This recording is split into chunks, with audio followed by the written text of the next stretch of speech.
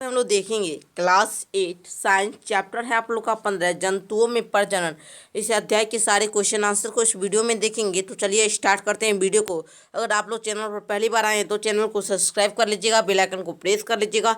और आप लोग टेलीग्राम चैनल पर नहीं ज्वाइन किए हैं तो टेलीग्राम चैनल पर ज्वाइन कर लीजिएगा। आप लोग को लिंक उसका डिस्क्रिप्शन बॉक्स में मिल जाएगा, आप लोग वहां से जाकर ज्वाइन कर सकते हैं, क्योंकि वहां पर आप लोग को सारा रोज साइंस एसएसटी का टेस्ट भी कराया जाता है। और यहाँ वहाँ पर आप लोग को सारे अध्याय का नोट्स भी दिया जाता है बिल्कुल मुफ्त में। तो अब हम लोग क्वेश्चन आंसर को देखते हैं। आप लोग का एक में क्या है, आप लोग देखिए यहाँ पर सही विकल्प का चयन करें। जीवों में निरंतरता के लिए आवश्यक है प्रजनन। जीवों में निरंतरता मतलब जीवों में आगे उसका भविष्य बनाए रखने के लिए, ठीक है, उसको निरंतर होते जाए, उसका अस्तित्व बना रहे, इसलिए प्रजनन आवश्यक है। दूसरा है अलैंगिक प्रजनन में भाग लेते हैं। तो अलैंगिक प्रजनन में एक जीव भाग लेते हैं। ग नंबर है लैंगिक प्रजनन में भाग लेते हैं तो एक नर एवं एक मादा। 2 नंबर राइट हो जाएगा।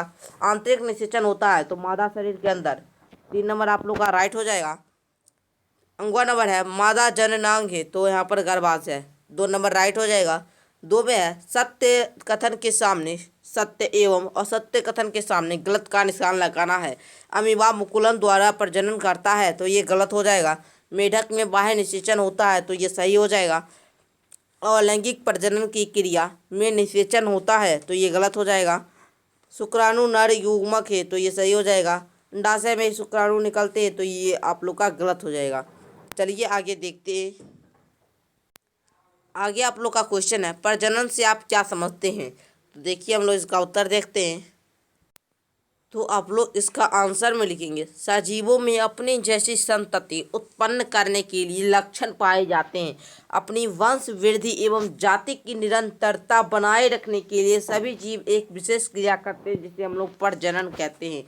तो यही लिखिएगा आप लोग।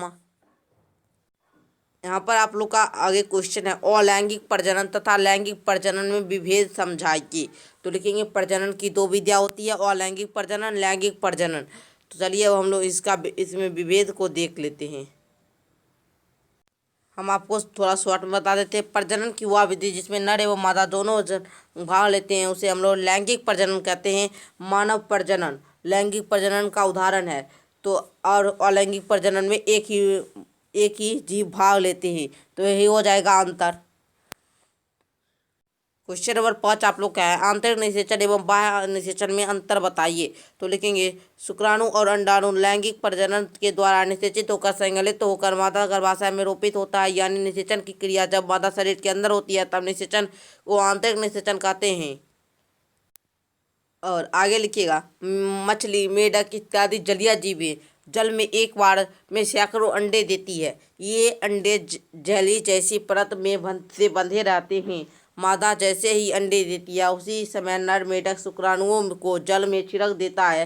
शुक्राणु तैरते हुए अंडों से जा मिलते हैं। इस तरह अंडे निषेचित हो जाते हैं। जल से सभी अंडे निषेचित नहीं हो पाते, यानी अंडाणु से शुक्राणु का निषेचित जब मादा शरीर के अंदर नहीं होता है, यानी कि बाहर में होता है, तब उसे हम लोग बाह्य निषेचन कहते हैं।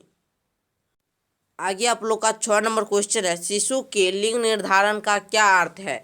तो आप लोग आंसर में लिखेंगे मानव के प्रत्येक कोशिका में 23 जोड़ा अर्थात 40 गुणसूत्र होते हैं, जिनमें 22 जोड़े अर्थात 24 गुणसूत्र पुरुष तथा स्त्रियों में समान प्रकृति के होते हैं और संतति में रंग लंबाई शारीरिक बनावट के लिए उत्तरदायी होते हैं।